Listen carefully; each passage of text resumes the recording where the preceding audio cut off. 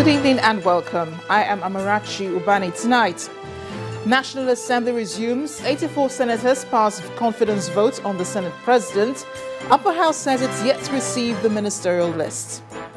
Speaker of the House of Representatives cautions against Dr. Bukola Saraki's trial, also calls for international probe on Hajj tragedy. President Muhammadu Buhari is still in New York for the General Assembly, advocates fighting terror from the source. And death toll from the Hajj stampede hits 1,000. On business news tonight, federal government reassures Nigerians of improved electricity generation by the end of the year. And on sports news tonight, Nigeria's D Tigers seal a place in the quarterfinal of the Afro-Basket Championships with a victory over Algeria.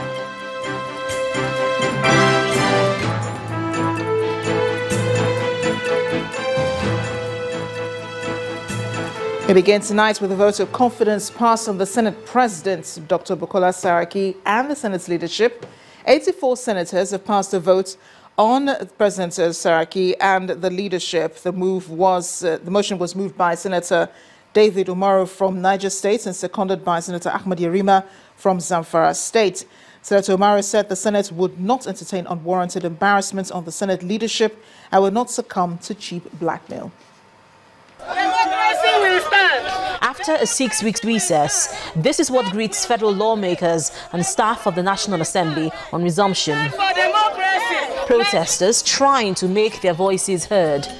The claim that the trial of a Senate president before the Code of Conduct Tribunal over alleged false declaration of assets is a distraction to the Senate.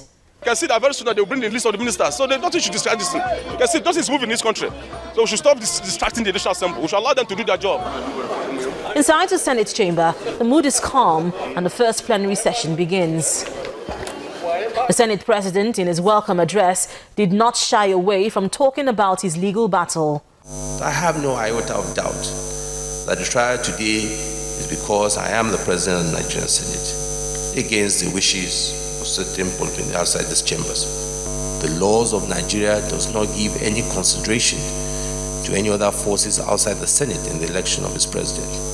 In an unexpected move, 83 lawmakers passed a vote of confidence on the Senate President and the Senate leadership.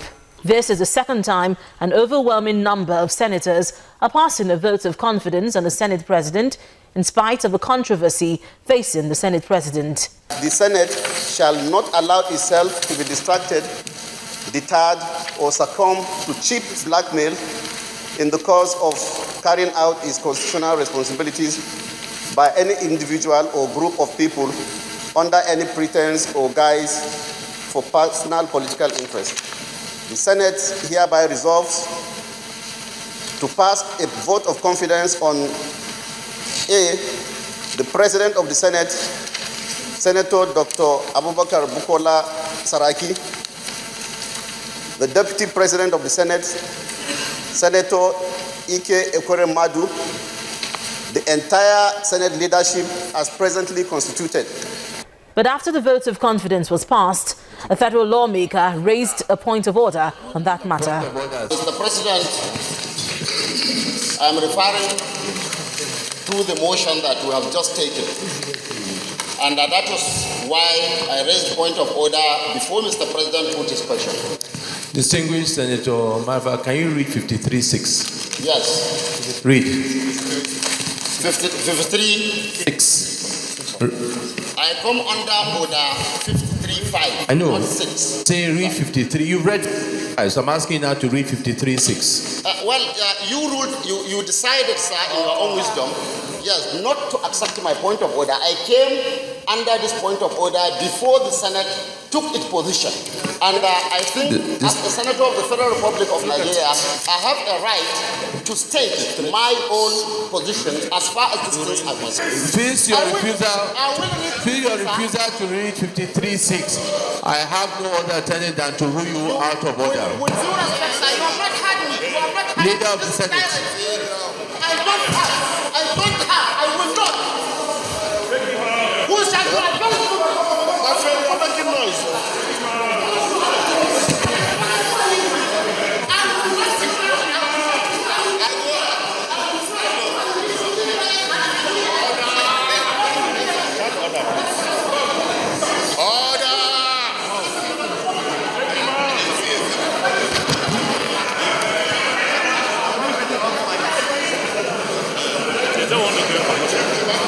prayers. With calm restored, the Deputy Senate President apologized on behalf of Senator Marafa. I apologize to Nigerians on behalf of Marafa because this is very embarrassing. And I believe that this might be the last time we'll have this happen in the Senate. The day ended on a calm note, but it is clear that this matter would continue to generate a lot of reactions from within and outside the National Assembly. Linda Akibe, Channels Television News. Meanwhile, the chairman, Senate Ad Hoc Committee on Media and Publicity, Senator Dino Melaye, has confirmed the Senate is yet to receive the president's ministerial list.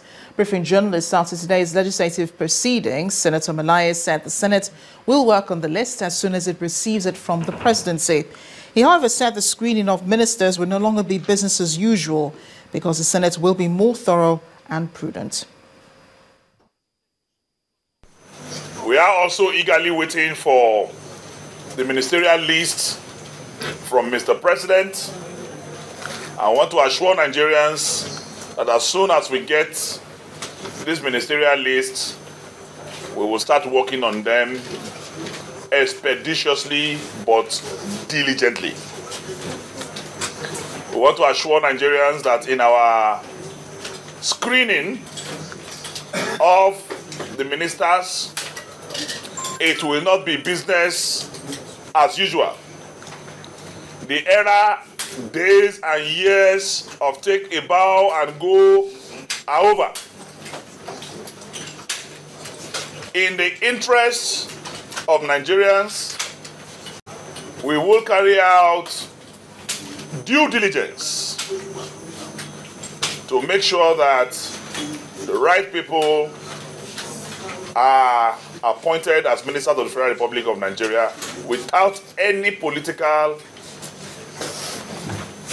religious, ethnic, or personal considerations.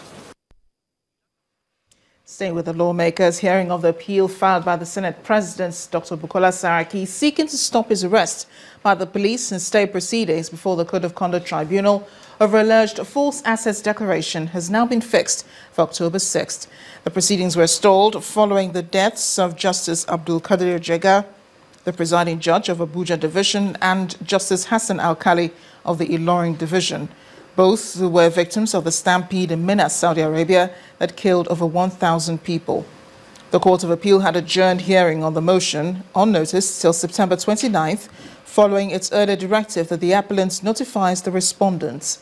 The Court of Appeal and the Federal High Court, sitting in Abuja in two separate rulings, had refused ex parte applications brought by the Senate President seeking to stop his address by the police and stay proceedings before the Code of Conduct Tribunal.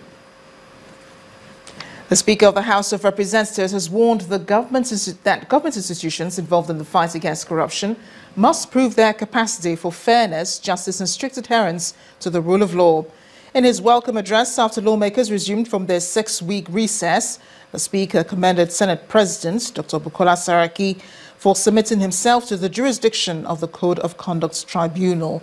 He, however, cautioned that while he supports government's war on corruption, it must be carried out in a way that will not endanger the country's democracy.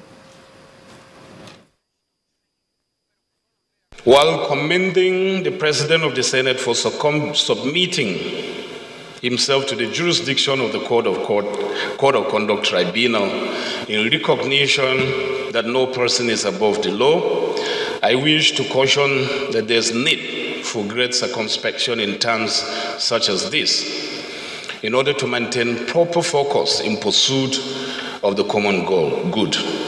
We equally commend and fully support the effort of government towards sanitizing the policy through the war against corruption, impunity, and other vices.